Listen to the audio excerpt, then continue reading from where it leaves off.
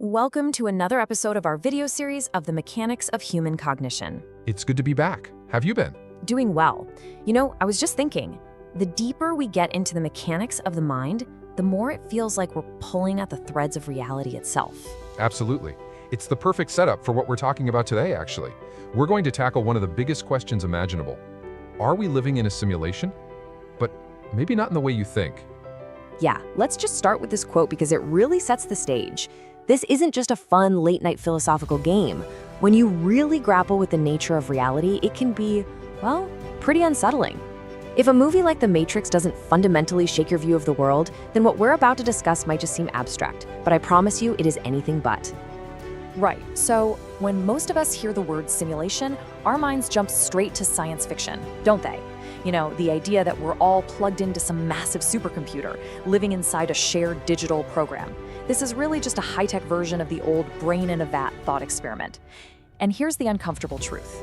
From a purely scientific perspective, there is absolutely no way to prove that you are not a brain in a vat right now. And that right there is the crucial pivot. The popular idea of a computer-run simulation is, in a way, a distraction. It's distracting us from a truth that's much more immediate, much more personal. So forget about some external machine for a second. What if the most important simulation isn't happening out there somewhere, but right inside your own head? Exactly. This is what we call the biological simulation. And here's the key difference. Unlike the sci-fi version, this is not speculation. It's a cornerstone of modern neuroscience. We've known for decades that your brain is actively, moment by moment, constructing your reality. So this is the simulation that truly matters. And this comparison just lays it all out perfectly. The sci-fi idea suggests one big shared simulation that we all exist inside of, right? But the biological reality is way more radical than that. Think about it. Your brain's wiring is as unique as your fingerprint. That means it produces a simulation of reality that is entirely 100% your own. We aren't just characters in the same program. Each of us is running a completely separate and unique universe. So the big question is, how does the brain even do this? How does it pull off this incredible feat of building an entire world from scratch? It all starts with our senses, but probably not in the way you intuitively think it does. Okay, the very first thing you have to wrap your head around is that perception is an active process. It is interpretation. Your eyes aren't little video cameras just recording what's out there. Your ears aren't microphones. They're just data collectors. What you actually experience as reality is the brain's final edited model based on that data. It's a projection, not a direct recording. And this is where it gets truly wild. Think about all the different kinds of information out there.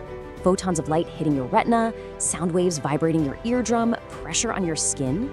Your sensory organs translate all of this incredibly varied information into the exact same thing, electrochemical impulses. Just tiny sparks of electricity, that's it. That is the only language your brain can understand.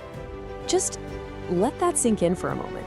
Your brain, the organ that generates your entire consciousness, your whole world, lives in total darkness and complete silence inside your skull.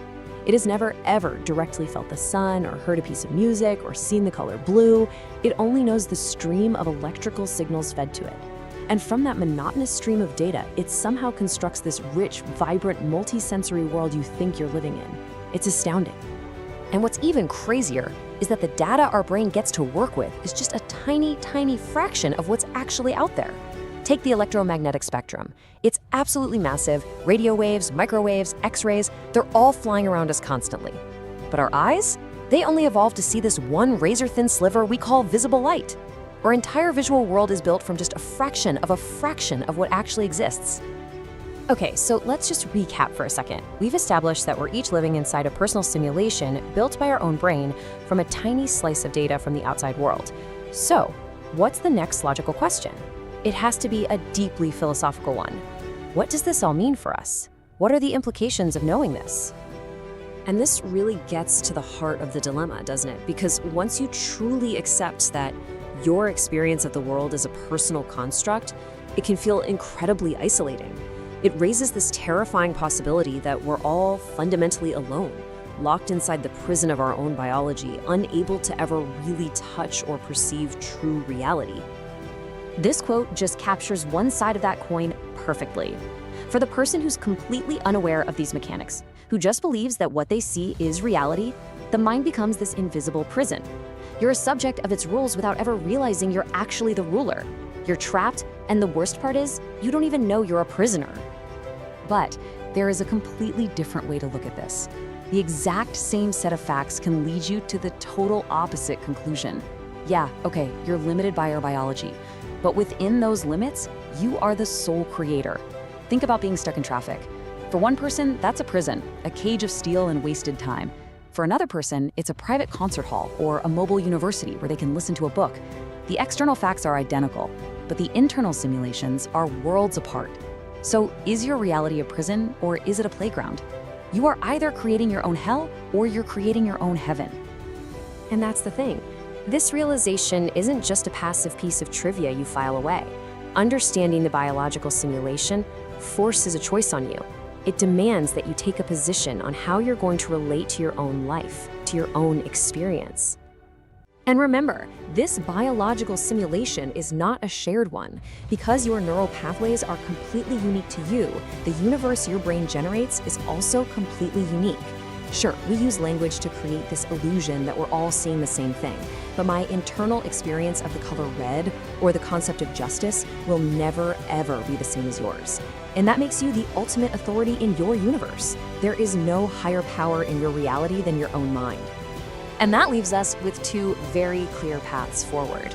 Path one is the path of ignorance. You can choose to just ignore all this, to believe the world is some fixed, external thing that happens to you.